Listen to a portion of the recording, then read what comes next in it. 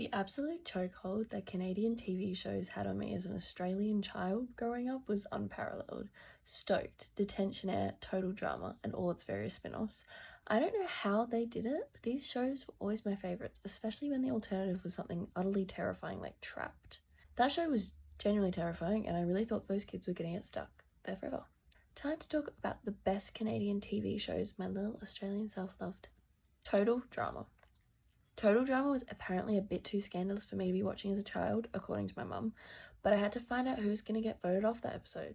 It was an obvious satire of Survivor, which at the time was huge on TV, so very smart doing this. The animation style is classic, like look at this shot.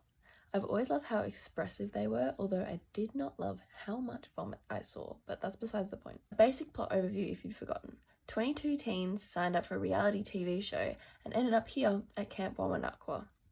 Hosted by Chris McLean and sometimes Chef Hatchet, it's a Survivor-style show with contestants being split into two teams, the Killer Bass, or the Screaming Gophers, and competing in challenges to win immunity from elimination. If your team loses the challenge, then they will all vote and the person eliminated does not receive a marshmallow and will walk the dock of shame, board the boat of losers, and you can never, ever come back. If you end up making it to the finale and you win, you will receive $100,000. The first season is the best. It's a classic.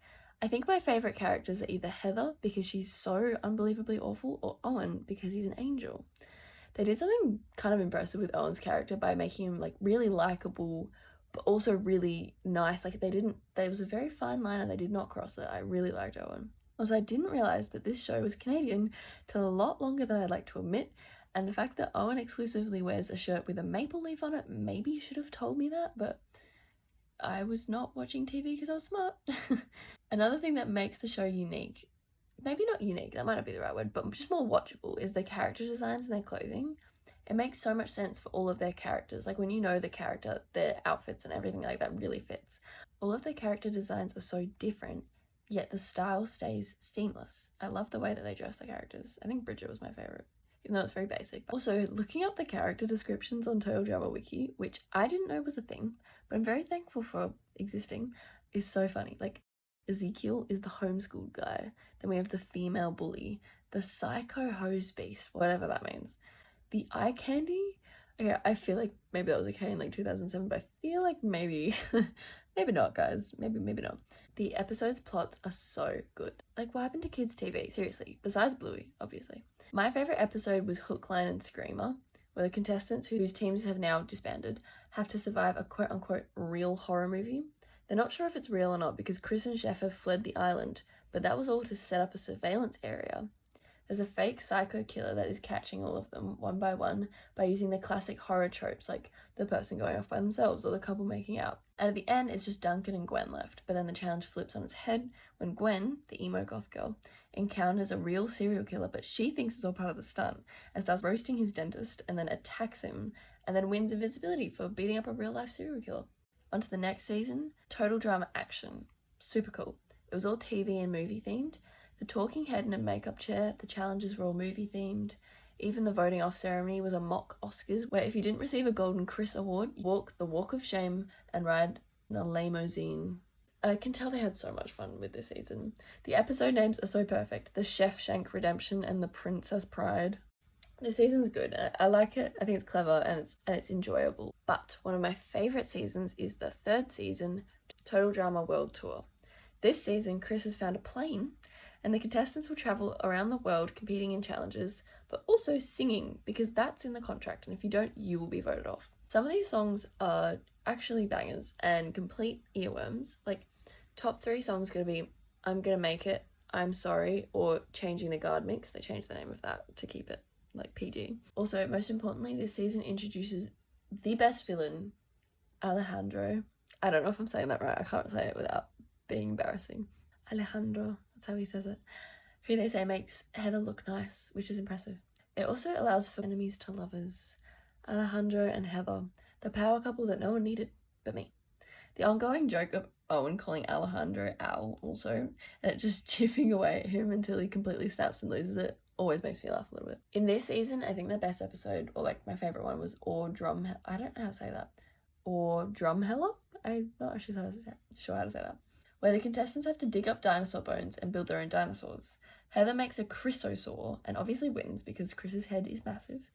And Sierra, who is a super fan, she's new to that season as well, makes a birthday dinosaur for Cody's birthday that everyone forgot. After that challenge, they realise that the interns have accidentally buried the barrels of oil needed for the plane, so they can't actually fly home until they find them, so they have to go find those, and Alejandro and Heather are the last ones to return with their barrels, so Sierra wins. But when Sierra lights a sparkler for the cake she made for Cody, she explodes the entire plane because obviously sparklers and oil do not mix, and she gets voted off instead. I could probably talk way more about Total Drama and all of its seasons, but I wanted to keep it short. But yeah, if you have somehow not watched Total Drama, please do yourself a favour and try it out. Next up is Detentionaire. I'm not sure how well known this show is, but it's genuinely one of my favourite shows. It's a mystery thriller about a year 10 boy, Li Ping, who on his first day of 10th grade is framed for pulling the biggest prank in high school history, which lands him in detention for the whole year. He's also grounded by his mum for the whole year. He has to try and escape from detention every day and make it back in time before Principal Barrage comes back, and he needs to try and find clues to clear his name. I mean, I'm probably underselling this, but this show is really genuinely a good mystery show. It has layers, plot points that link across seasons. It does not get enough credit. I'll try and give a brief overview of the plot, but there will be spoilers. If you don't want any spoilers, skip to this time. While trying to investigate who actually did the prank, Lee begins to get mysterious emails from the user Rad Circles.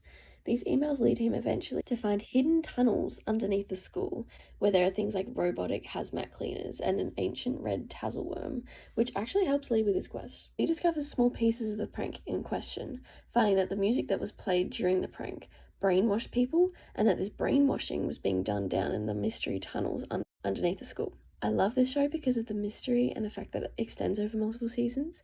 It's not until season 2 where Lee finds out that Rad Circles, the mystery email, is actually Lynch Weber, who was pretending to be a student but was actually like a full-grown man being instructed by this person, the vice principal, Victoria, to mess with Lee.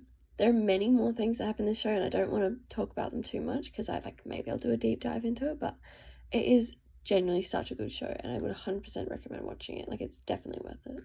Finally, Stoked. Stoked was a show about a bunch of teen surfers who wanted to spend their summer surfing, so they applied to work at Surfers Paradise Resort, so they could work and surf and just have a great summer, but instead, they have to work here in the ugliest outfits for the worst amount of hours and have to figure out ways to escape to finally actually get to surf. There are 6 main characters: Reef, Finn, both aptly named, Emma, whose voice actor also voices Bridget from Total Drama, Johnny, Broseph, and Lo. Lo's the daughter of the owner of the hotel, but after throwing a massive party and landing her Jeep in the pool, she also has to spend the summer working. This series is so ridiculous that it's hilarious, as long as you don't take it too seriously. Also, the theme song is annoyingly catchy. If you haven't heard it, listen to it because it will get stuck in your head. It's kind of a bop. The animation's really good, especially when they're surfing. It actually looks really cool. And I think my favourite surfboard was probably Emma's. It was really pretty. Or maybe Lo's. I kind of like those. It's hard to decide what my favourite episode of this show is, but it's either Penthouse of Horror. So the episode description is: Finn, Reef, Lo, and Broseph get trapped in an old hotel room that Bummer, who's their perfectly named boss, claims to be haunted by a young couple who died there. The gang, especially Finn, doesn't believe in hauntings, that is, until the ghost shows up, though Finn still refuses to believe this. Meanwhile, the Kahuna finds himself doing battle with an undead evil fish stick that he accidentally brought back to life. The unseriousness, impeccable. Or Mr. Wahine, I'm guessing that's how you say it, which is when Reef dresses up as a girl and enters a surfing contest with Finn and Emma. And so this is Reef as what he calls himself, Sandy Beaches. And then Bummer, his boss, falls in love with him as Sandy Beaches. Also, you're lying if you did not have a crush on Ty. He was so perfect. He was Lo's older brother. Visually, this show was...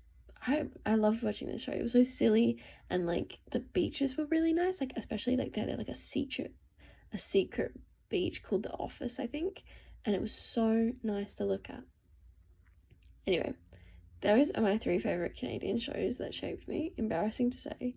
If you haven't watched any of them, I would 100% recommend it. They still hold up for the most part.